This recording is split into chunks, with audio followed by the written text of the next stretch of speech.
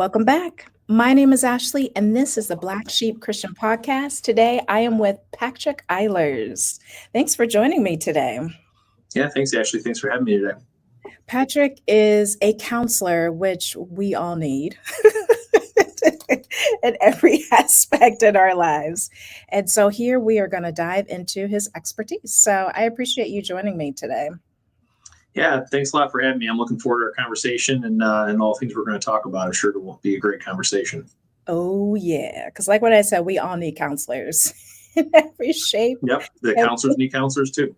How does it feel to have a counselor to be a counselor? I mean, is that something that is like opened and shared, or is that like something that counselors like keep within their souls?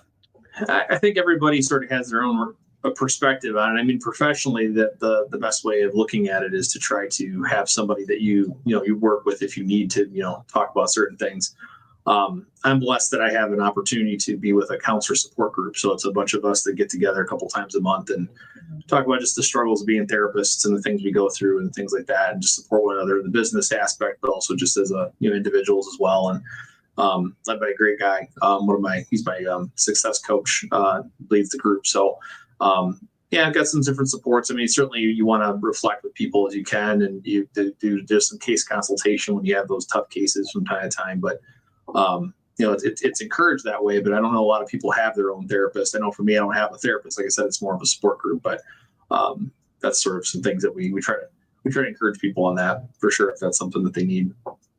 Yeah, that's a good thing to point out because I remember when a long time ago when I was thinking about what to do with my life, I remember thinking about being a counselor myself, and I just thought to myself, I don't think I'm a good listener, because you think Mm-hmm. about the Yep. skills that you have and how can you not maximize it, but how can you, amplify it, make it grow. Yep. And I was like, I don't know if I can have a day job Monday through Friday, constantly listening to the woes of the world and to be empathetic of those woes Mm-hmm. of the world. Yeah. Their emergency, their emergency doesn't necessarily is my emergency, but my view, it's important to them for some reason. Like I Mm-hmm. can see myself be like, get it together. Right. Yeah. That's not something as a counselor you should be doing. Yeah, that is one of the things that's really hard. I think for me, on that same note, one of the things I guess I've struggled with is, learning how to be able to be neutral with everybody. Because what happens is when you tend to do that, you tend to sort of try to have the perspective that everybody, that person's experience is correct, whatever that is, right? And it is their experience. I mean, to some degree, it's their reality, right? But when you start getting away from, especially from a faith perspective, if you start getting away from some of those things as your own faith, it kind of doesn't, I don't say it really messes with your head, but it starts to make those boundaries so much more gray than they are solid. And so one of the things I've been learning is that, just getting back to my own beliefs and letting those beliefs in my own mind be mine, and separate myself and my job from still being empathetic, but also being able to still meet with people where they're at and understand their experiences, theirs.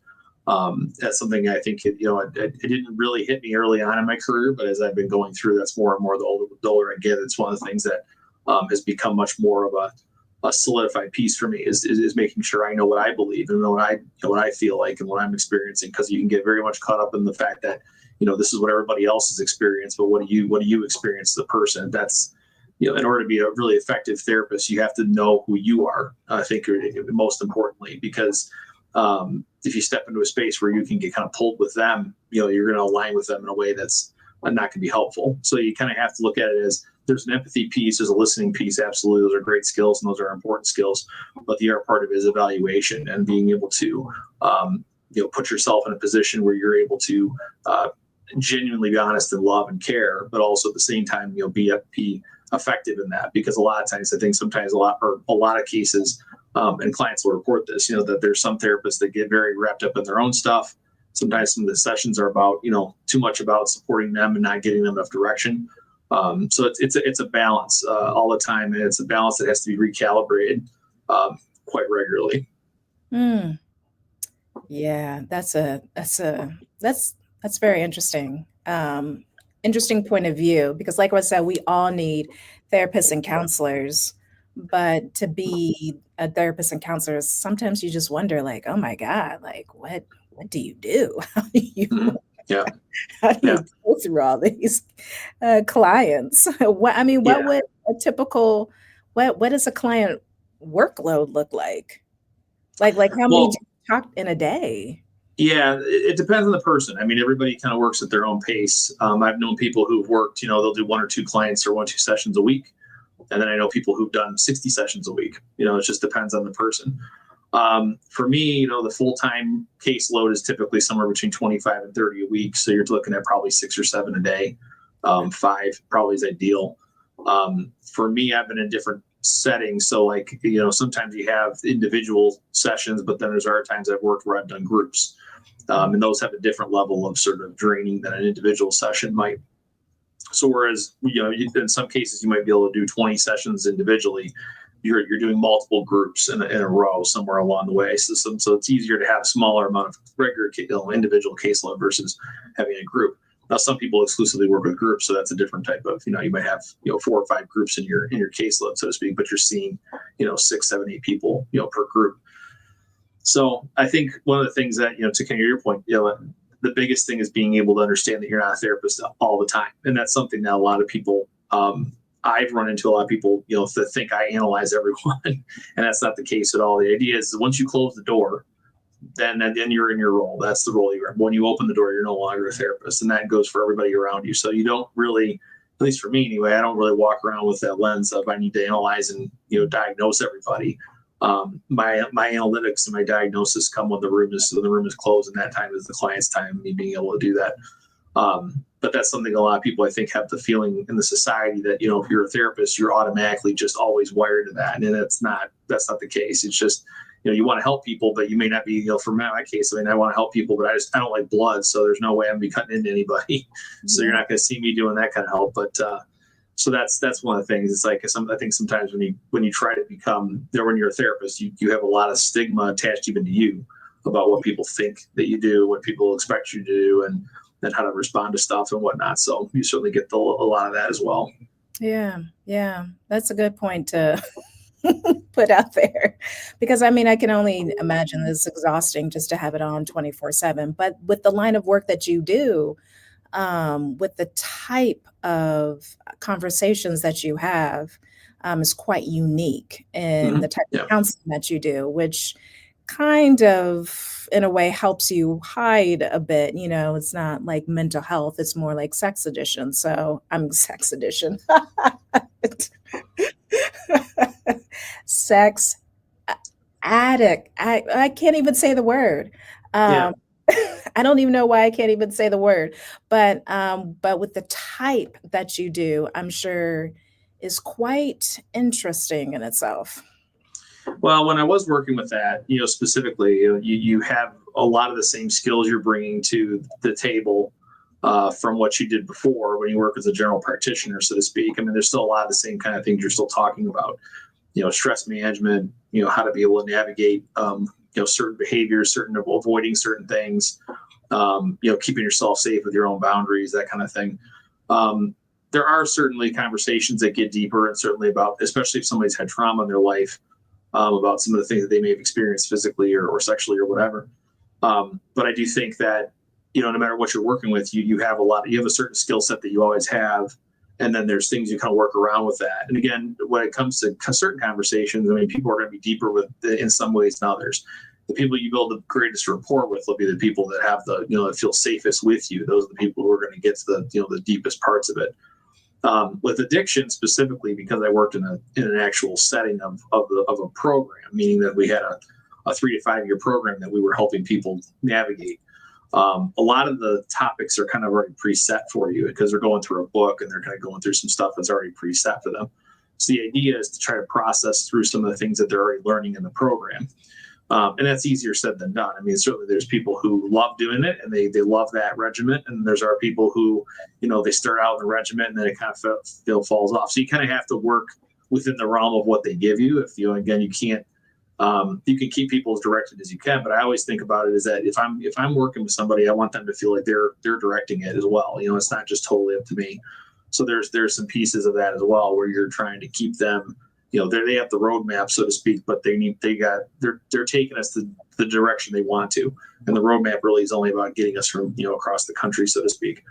So really, the idea is to try to keep them within the realm of where they within the program, but also the same, like I said, because it opens up so many other things in their life. Right? There's things going on with their partner. There's things going on with their work life, whatever. However deep the addiction has affected them, that can open up a lot of different areas, very much like a traditional therapist would. So you're not exclusively just talking about sexual content. I guess is kind of where I'm going with that. Yeah. Okay. Wow. Because because when you think about it, your mind just goes like pew out in the atmosphere, but it's more tamed Mm-hmm. than what one could imagine. Well, it certainly can. Again, it depends. I would say there's probably more within the group. I mean, certainly, like when you do a lot of group work that we did in the program, you get more of those kind of things. People sharing more of those when you bring up different topics in that within the program. So certainly, people being able to relate to it in that way. And pornography, particularly, which is kind of the main reason why people usually come to a sex addiction type of setting. At least in my experience, majority of people were struggling with porn. It depends on how far your experience is about. I mean, if you start out like a lot of folks do when you're real young, you may have seen all kinds of things that you would have never thought you were going to see because that's just how it elevates. Because you need more, just like a drink or just like drugs, you need more of it in order to have the same desired effect. So people start to get into some things that they never thought they were ever going to look at or see or whatever, because they did, and they don't have an intention to get there, but that's what happens because they need more of that. It needs to be more, I guess I would call it, I'm trying to find the right word for it. Basically, it becomes, I wouldn't say grotesque is the right word, but certainly more abnormal probably is probably a better word. Yeah. The more abnormal it gets, the more people tend to, they get more drawn to it, especially if what they were watching before is not, affecting them in a way that they want to. Yeah. Wow. Interesting. Thank you. Yeah. Now, I also know that when it comes, now we're switching gears. I just want to let people know before I All right. ask a question, and people be like, "What?" This is a complete 180. Now, you have developed a masterclass to help people identify and understand how they feel to be able to more effectively communicate. And I know I've been through therapy, and I know family members that have. And what's interesting with therapy is that I have noticed is that you already, as a person who's seeking therapy or is going through therapy, you already have the answers. It's Yep. just a matter of just conjuring it up for it to effectively communicate to yourself and to Mm-hmm. Yeah. others about what is happening. So, as far as you developing this master class, as far as helping with feelings, I lost my question. I did all that and I lost my Yeah. question in an instant about It sounds like helping. you're asking me kind of what is the basis of all three of those pieces that have come the Yes. program is about. Yeah. Yeah. So so it's called the Bloom Protocol because the company is called Bloomworks Concepts and Coaching, and the Bloom Protocol is a 12-week master course.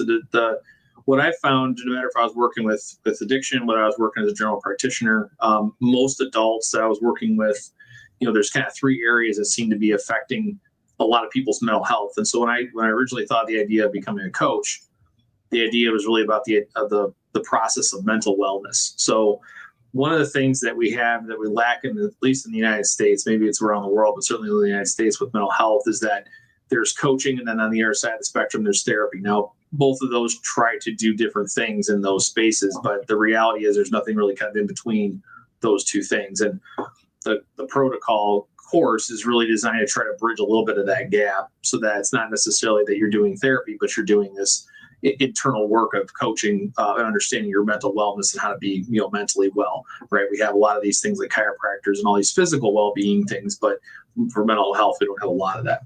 So the idea of the mental wellness was really three parts. And what I usually see with people is what's their purpose. That's really the first question. What's their why? Why are they doing what they do? If it's their job, if it's their their life, their hobbies, whatever. What's their why? Why are they living day to day? Second part is understanding their emotions more clearly. Majority of adults that I've talked to, they can label about three emotions: angry, sad, happy. Those are the three. So emotional quality is what I'm calling it, kind of an expansion of understanding your emotional vocabulary, understanding your feelings, because all those feelings exist. It's just whether or not you recognize you feel them. And then the third part was communicating, the ability to communicate those things basically in the way a leadership would, because we're all leaders in some way in our lives, right? Whether it be with our kids, whether it be with our spouse, whether it be with our work setting, wherever it is, we're all leaders. And so how do we communicate more effectively so that we are greater leaders in that sense? Now, I didn't want to highlight the leadership part so much. I really wanted to highlight the other three, because those are the areas that help people develop better leadership. Is because if you have those three areas, you're able to talk to people more effectively. You're able to communicate what you feel more effectively. You're able to communicate what you do and why you do it more effectively. I kind of got the why idea from Simon Sinek, for those who are familiar with him. His idea of what is your why was really about kind of the idea of like a business, for example. A business has what is their goal, and why do they build the products that they build, et cetera. And people who, businesses who have very clear whys don't have to advertise, because people have an association with a product. So like, for example, Apple doesn't have to really do a lot of marketing for why you should buy an Apple product. People just know Apple products are really high quality, what they stand for, et cetera. And that's the same kind of idea here, is that, can people understand themselves clear enough to be able to say, this is, I think of so-and-so, I know exactly what their mission is, and sort of what their goal is and what their values are. So that's really where that purpose piece comes from. Nice. So Go yeah, ahead. so the program really is designed to kind of take all three of those elements and help a person be able to extract that, so to speak, from themselves and be able to live it out. And so it's a group course. So the idea was that you're working together as a group, and you meet once a week virtually, and you kind of talk about what you're learning. And obviously there's a class portion to it. Obviously we're giving some homework there, but it's about identifying those things and learning and growing in that way. So that's kind of really where that masterclass was kind of coming out of. Beautiful. It almost feels like, now correct me if I'm wrong, it almost feels like personal branding. From the perspective of what their why is. Yeah. Yeah, maybe. I really hadn't considered that definition. Okay. I think the more the consideration I had thought of with that was that, people, regardless if they're in a faith setting or not, they tend to not necessarily know, what's the end goal of their life? What do they value? What is their mission, so to speak? And so even people who I'll use myself as an example. Like, even though I know, I like to help people, I don't have necessarily a unique area in my life where I can go, yeah, you know what, this is really what I really want to do, until I've put some thought into it and kind of get a better sense of what that would look like for myself. So just kind of going on that same idea, it's more about helping people understand, what does motivate them to move toward their everyday, goal. If they don't have one, they're going to be very they're not going to have a lot of in the anchor, so to speak. They're going to kind of be floating freely with the world. And so what ends up happening is, so that when you lose that direction, you're more likely to then get attached to something that is unhealthy. So like doom scrolling, like things on the phone, comparisons with other people, pornography, all those things kind of serve as that anchor. So knowing your purpose is really important, because it keeps you away from those kind of things, because you're not going to be drawn to that, because you're drawn to, making a difference in the world, for example, or, impacting other people in some other way. So that's really kind of, that one particularly is more about trying to help people, find that anchor, if that makes sense. It does make sense. It's more deeper than personal branding. And I do understand that, because I did a podcast during the pandemic. Why? Because, I had nothing else to do. Everybody's sitting at home. Once we got back to work, I didn't have that time. And so it almost, I get to a point, it almost feels like, like, what do I want to be when I grow up again? Yeah. Mm-hmm. Definitely. When and that's always changing too. That's the thing, is that that's, I think it changes more now in our era we're living in now than it was, 35, 40, 50 years ago, because, people committed to a career and they stayed in that career for X amount of time till they retired. Yeah. And that's changed. It's different now than it was. People may have multiple careers, in Yeah. their life. So I think, that's kind of where, being able to, even if you take the course once and you understand that, then how you have some tools in order to be able to bring that back up so that you can re-explore that. That's kind of the goal. Yeah, yeah, and you know what? It's interesting because I know before we started recording, it was like, I was thinking about being, a counselor, a therapist, Mm-hmm. but Yeah. the conversation was like to myself, like, yeah, I can listen and have empathy, but I don't have that type of bandwidth or capacity. Yep. But here I am doing And a that's good wisdom. That's right. really good wisdom to know that. Right. Be in the field and be like, all that schooling, Mm-hmm. the certificates, and then you got to do the internship, be like, in your first session, be like, this ain't gonna be it. But it's also another thing too, is what I what I feel that your masterclass can help too is skills are very what we're finding is skills are very transferable. Mm-hmm. I mean, me just using an example, being a listener and empathy, you can be a nurse with that, you can be a counselor with that. There are so Yep. many other careers just for empathy and listening. Yeah, I, I would say anything you interact with people. I mean, I think anytime you're a good listener, it puts you in a good position to be a good boss. It puts you in a position to be, like I talked about earlier, being a leader.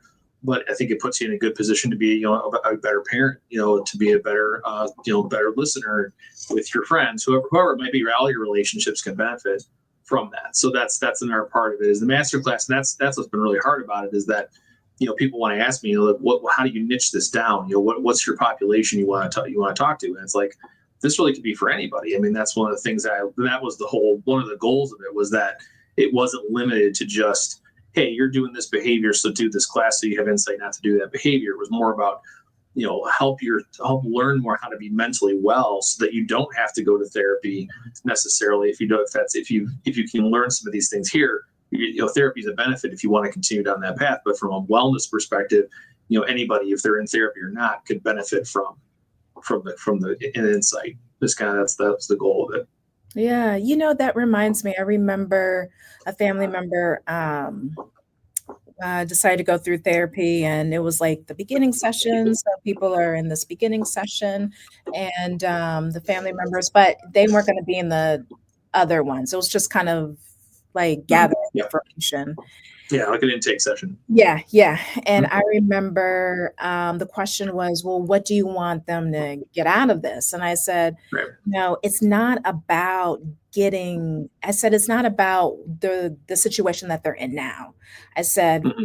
"I believe what's best is to have the skills because you're gonna be in this position again, and just have those Yeah. skills to be able to recognize and to be able to move forward on Mm-hmm. whatever that situation is." And that sounds like what this is because I mean, we're living longer. I mean, we have this question when we're 18, we have this question when we're in our 20s, and then we're probably, I'm just picking the major age groups, and then we're probably going to have this question again when we retire. Like, what do Yeah, I? and midlife. Yeah. Mm-hmm. Yeah, yeah, Absolutely. because we're living healthier longer. So, if you're retiring in your 60s, you're probably looking at a good 20 years of what do I do? Yeah, yeah, and to your point, it's certainly the idea that yes, you're going, and that's the difference between therapy and coaching. I mean, therapy really is about looking at your past, sort of exploring what your past has been about, your patterns, your developments, why you're here, those kind of things. With a diagnosis in mind, right? You're trying to find some type of connection to what we would call a diagnosis. Where coaching is more about present and future. So you're looking more less diagnosis, less about why you got where you're at. And to my understanding, most people know why they got where they're at. It's about what do they do with it moving forward. And I like what you said that it's always going to come back up. And that's one of the things I think that's a limitation about therapy to some degree is that the collective culture tends to look at therapy with a way of I'm going to go here and talk about this, and just because I talk about it, I'm going to feel better. Well, that's number one, your circumstances don't always change, and number two, just because you feel better about it doesn't mean as soon as you leave the office it's going to come back, because sometimes it does. And that's where I think some of it is skill development, absolutely, but the other part of it is being able to be okay with a therapist that is going to walk alongside with you in the season that you're in. And I Mhm. always phrase it because I think the season that we're in does not means it's not gonna go forever, but it will end when the time is for it to end. And no one really knows what that time is. So you have to be prepared to go into that season, just like if you were like, I live in Michigan, so where we have technically we have 4 seasons, but it's more like 3.5. But typically when it starts to get cold, you got to dress differently for when it's cold versus when it's summertime. So it's the same kind of thing. If you're going into therapy with the idea that, well, this season of winter is going to last forever, I'm just going to have my coat on and I'm just going to go through it. Eventually there's going to be a summer season that's going to come and you're going to be really hot. And so how are you going to adapt to that? So it is about adaptability a lot of the time. And coaching is, I think, from the perspective of adaptability, is identifying adaptability more, I guess, more regularly, because you're working with the person in the here and now rather than looking at it as, what have you not adapted in the past? So that's one of the things I like about coaching, is that it's a little more proactive in that way, versus therapy is a little more, I guess, contemplative or reflective. Probably is a better. But again, not necessarily bad or worse on either side. Just it's a different need per person. That's Yeah, how I guess I look at it. yeah, yeah. And as we're having this conversation, it's kind of like, yeah, why don't I haven't thought about it that before, putting the two together, and I never really thought about how separate the two are. I mean, I did, but I didn't really think that deeply, It's Yeah. just, it's just there. Like, you coach, okay. A coach, I feel, is kind of I think coaching does make sense, but with the word today, but you think about sports, somebody to help you get fit for you to be able to do a certain task, to a Yep. certain race or certain whatever. Therapy just only helps you better understand what has occurred and how to move forward after it's occurred. But the two together really, we don't really marry the two together at all, but they do go hand in hand. Yeah, and again, there are different sort of, again, on the spectrum of what you're looking at. I mean, certainly people who are involved, and that's, again, you look at it, mental wellness versus mental health. Mental health is, verified by, insurance. Insurance will pay for mental health, just like if it was a physical thing. Whereas in mental wellness, just like they wouldn't pay for the chiropractor, it's the same kind of thing. Mental wellness is more about, maintaining. So it's people who are maybe not having as serious of symptoms. And again, a lot of times when you're looking at mental health in general, right, there's a lot of focus on symptoms. That's what we always talk about, right? We talk about reducing anxiety, we talk about reducing depression, we talk about reducing stress, we talk about reducing being overwhelmed, we talk about all these things that are going on. But when we focus on symptoms, a lot of times, and that also limits us, because not only we're looking at, once I reduce these symptoms to where I feel like I'm normal or comfortable or whatever, then I don't have to do anything more, right? That's what that sort of suggests. So it limits. When people come to therapy, a lot of times that's what their goal is. You ask them, okay, what's your goal? Like you said earlier, what do you want to get out of this? The answer usually comes back to, I want to feel better. Well, what does that mean? Feeling better is a short term. It's not necessarily a long term. And so that's where, I think, from a society, we have a little bit of a wrong perspective on what therapy is and the roles of it. And a lot of that's because it's a relatively new field. I mean, it's only been around since about 1900, so it's over 100 and some years old. But basically, the reality of it is that we're still trying to understand all the different aspects of how that works within the modern society, so to speak. It's great to talk about it, and that helps. They talk about reducing the stigma, which I think is great, but reduction of the stigma is only one part of the conversation. The rest of the conversation is, okay, once the stigma is reduced, then what do we do with it? What's the functioning of a therapist versus a coach? What's the functioning of a program, so to speak, for addiction versus a general practitioner, just that kind of stuff. So I think you have to once you start getting into those kind of things, it starts to change a little bit about how people see it, because it normalizes a lot of that stuff, because now you know what the functions are. And a lot of therapists don't talk about the functions of what therapy is and functions of how that works. So that's another part of, I think, the conversation sometimes is missing. Yeah, thanks for clarifying that for me. And you are right, because as you were explaining, it's like, oh, because I mean, it's it's really hard. I'm trying to understand the way that I was thinking in the past now that you have clarified. It's like I'm trying to understand. It's like I'm looking at my ugly Bob Ross painting. Like, it's the most ugliest thing in the world. It's like it's like colors. It's like they're separate, Yeah. but it just smushes together. You know? And Hmm. so that Yeah. so for you to clarify, thank you, because now that I think about it, it's like, oh yeah, that does make sense. That is right. Because as a society, and I should just say, in the United States, because we aren't the best at these things. Um, we we're just in the beginning of really understanding something that cultures have already knew for Yeah. centuries, Hmm. about what the difference is and how to handle them. Yep. Well, and some of that's because there's such a structure around the medical model, and the medical model to a lot of degree has a lot of, it's a very financial model, and that isn't necessarily a bad thing. It's just meaning that the medical model is framed around, practicing doctors or therapists or whoever, getting paid, and clients being able to come in and get that service and those kind of things. It's not really around a holistic type model. So again, going back to like the idea of, you want to, merge the, psychology with the, theology and a lot of the other things. A lot of those different, practices are all sort of asking a lot of the same questions. It's just a matter of, it doesn't look at it necessarily as a scientific piece so much. I mean, sometimes it does, but for the most part, it doesn't. So that's another piece of that as well, where like in the circle of everything that you're experiencing, there's certainly an aspect of that where the medical model is going to try to put more sort of science framework and diagnostic framework and those kind of language around that, because that's what really, that's what gives validity to it. Again, you can test somebody and they can say, well, my number on my anxiety score is 15 when it normally is 5. Now I have this sort of empirical data that shows that something's going on.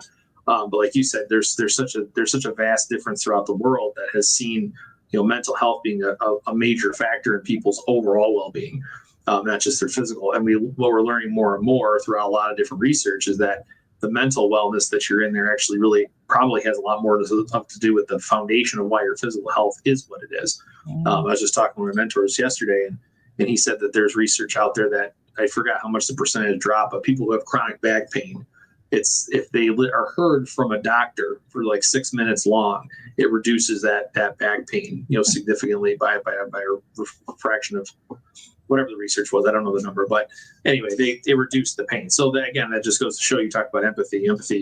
People being able to listen to one another is a huge factor of people's connection. People feeling like they're not connected with people. And so again, the other thing that happens with technology breaks those connections. Being able to yell at somebody over the phone is a whole lot different than being able to yell at somebody in person.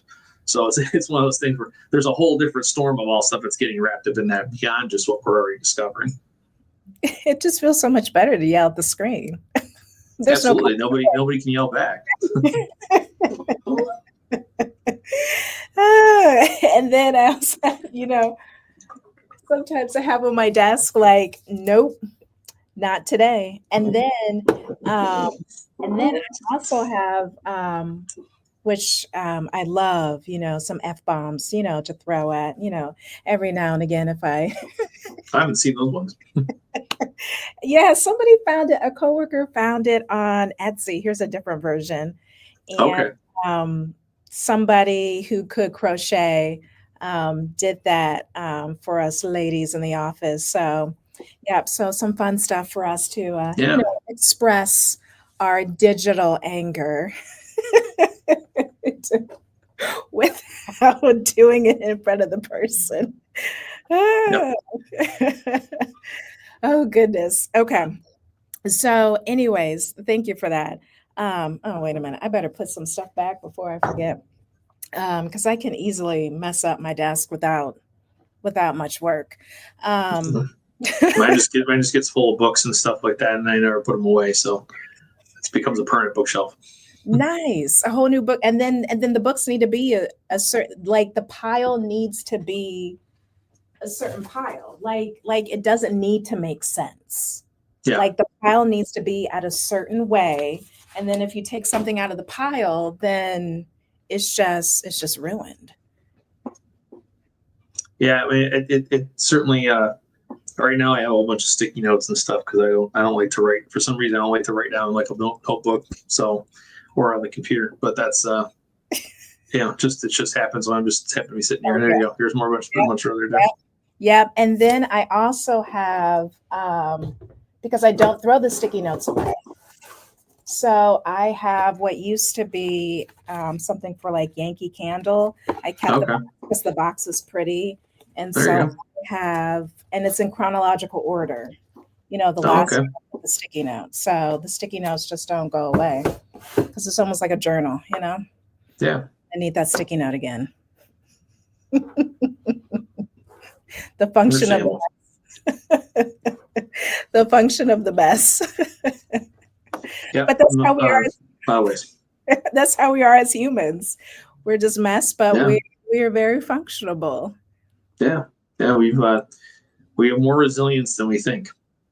We do, and I think that we don't give ourselves as much credit as we should. Because as you're talking through this, what this class can offer you, I think, I hope, well, and I believe that what people should be able to take out of is that there's a reason why you were put on this planet.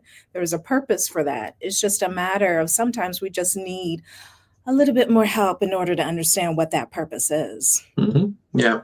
Well, and sometimes the purpose doesn't necessarily have to look like a career or a job or those kind of things. Sometimes the purpose it's a bigger purpose or it's encompassing some other aspect of it. But how we serve people in that way is doesn't necessarily have to look like just like something we do for a job. Yeah. And our jobs can also be defined in different ways as far as how we help people. I mean, certainly, we've kind of highlighted therapy today, but certainly if you're a coach or therapist, if you're in that role, that role has a specific space that it touches on, I guess. But then the reality is that then you have situations like this where you're able to come on and I love doing these just because I think that affects people in a much bigger way too, because we're just having a conversation on something that sometimes a lot of people won't have about. So I think that's another aspect of it, right? It doesn't have to just be a job or something that you love doing that way. It might be something that else you like doing that doesn't have anything to do with what you do for a career. So purpose I think has a large range of things to it. Yeah, that's a good point. Because now that you said that, it reminded me of an article that I read a while ago, a long time ago, and that was hobbies, how millennials Yep. don't have hobbies. And I was like, oh, yeah, No. that makes perfect sense because of technology created a space or a new thought pattern that your hobby should be something that you paid.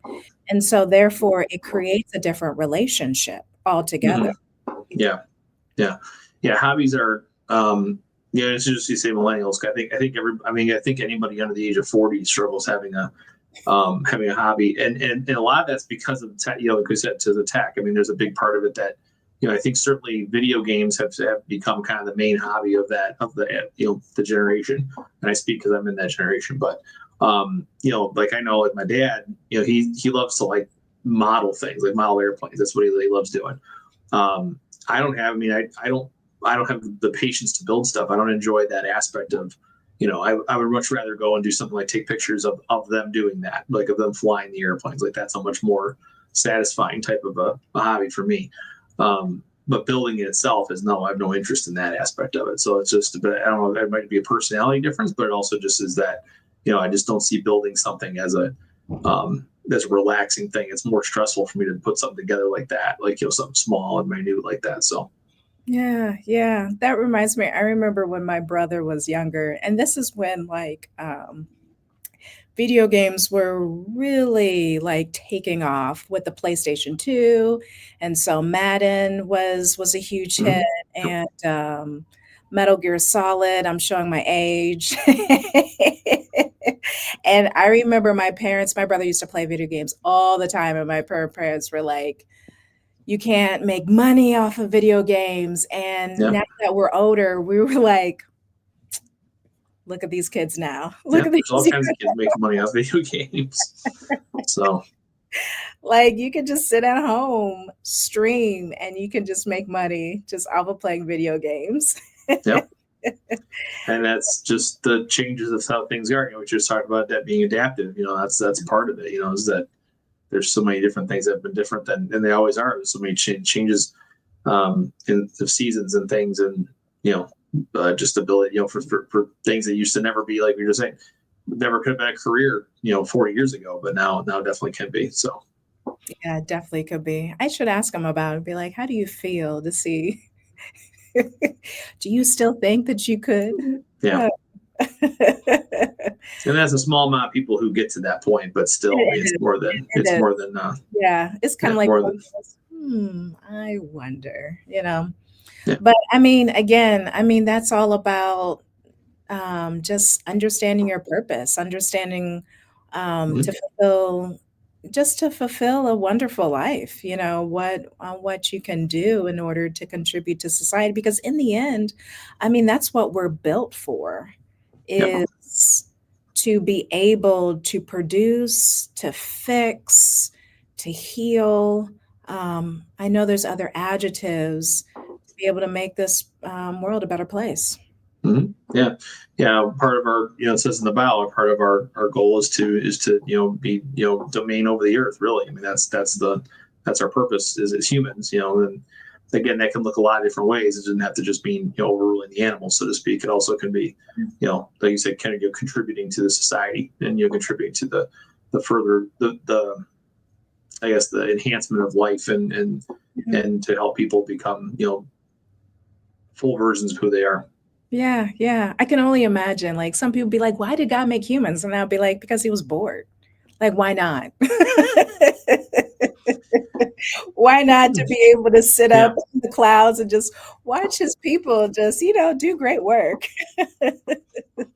Well, I definitely feel like it's there's always talk about humans being part of the salvation of Earth, and it's all like God's salvation story to a degree, right? I mean, obviously, none of us are Jesus, but certainly the idea that humanity as a whole, like God's redemptive mission, has been through partnered with humanity, throughout history, and so that's a big privilege in that sense, because um, in that level, that if you're a believer, then you understand that's what your part of your purpose is, in that. So there's like we were talking about, it goes beyond just this like career and those kind of things.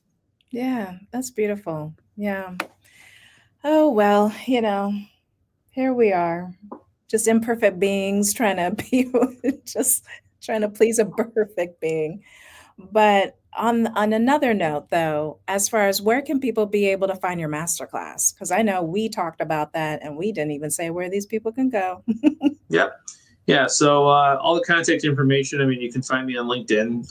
My name is Patrick Eilers, MALPC, clinical supervisor. So you'll find me on there. The website is patreon.com/Bloomworks, and on that website there are tons of mental health resources for people, people I've worked with, people I know, um, resources for all different kinds of things. I have a whole bunch of chat community things on there of different inspirational quotes and things like that. Got some videos on there. All the podcasts I do, everything's on there. So it's definitely an all encompassing website. You can join it for free. There are two different membership if somebody wants to join membership, there's a $5 and a 10 month, a $5 a month and a $10 a month membership. So with that, you get the ability to be able to ask for details, Q&A, those kind of things.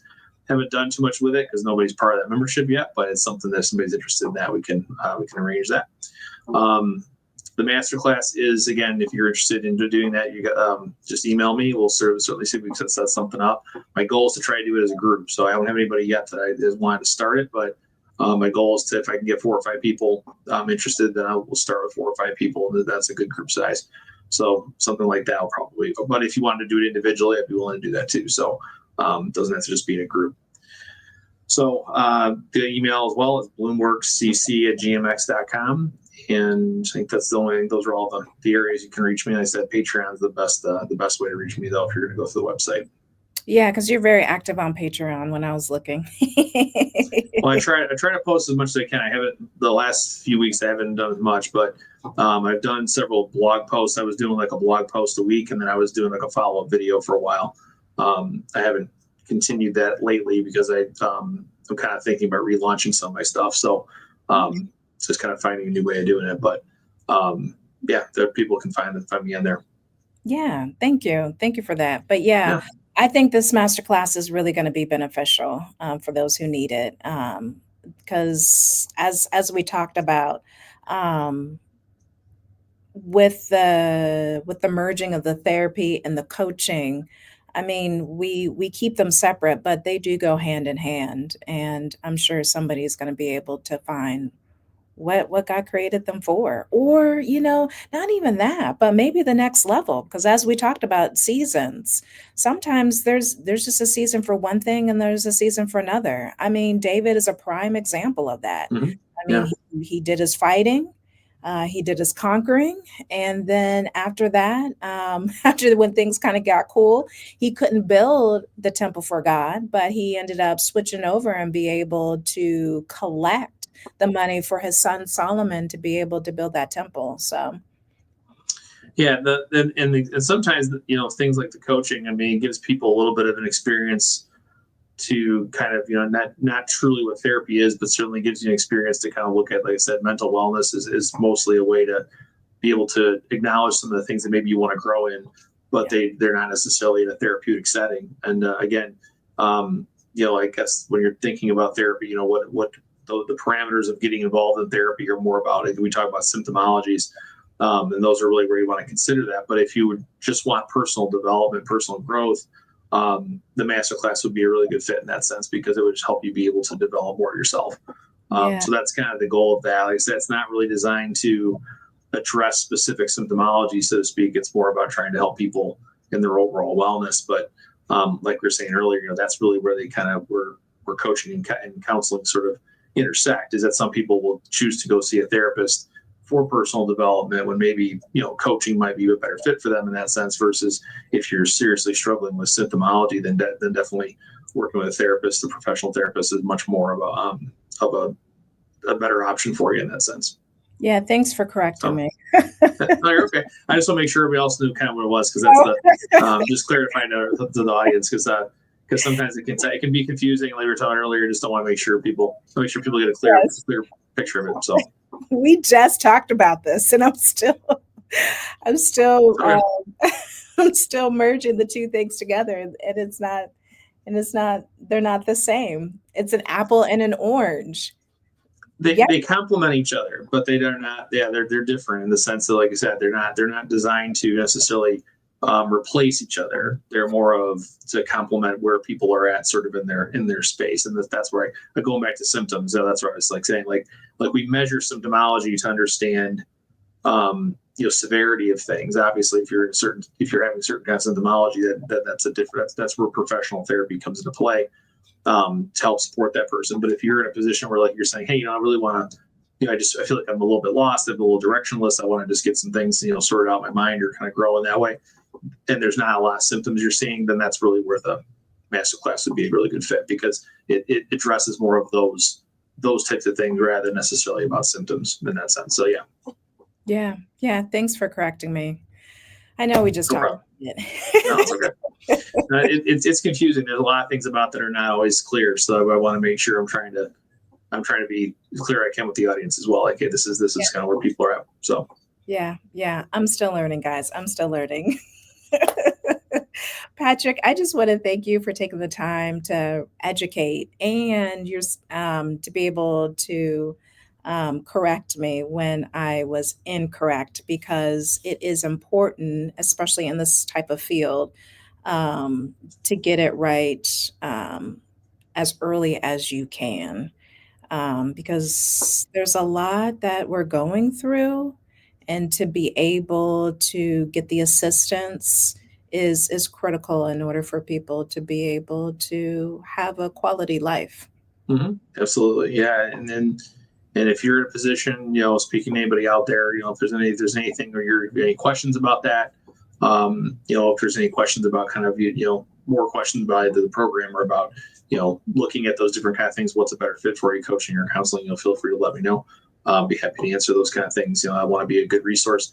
I always feel like as a therapist, my goal as a coach, either way, like If you wanted to work with me, awesome. If you don't want to work with me, that's okay too. But I want to be able to be a good resource to help you get to the person who you do want to work with. So, and that also goes for the same kind of thing. If I can be supportive and give you some information to get you in the right track, right direction, that's what I'm here to do. So, so from that perspective, if anyone is interested in that, certainly feel free to reach out and do my best to answer the questions. Yeah.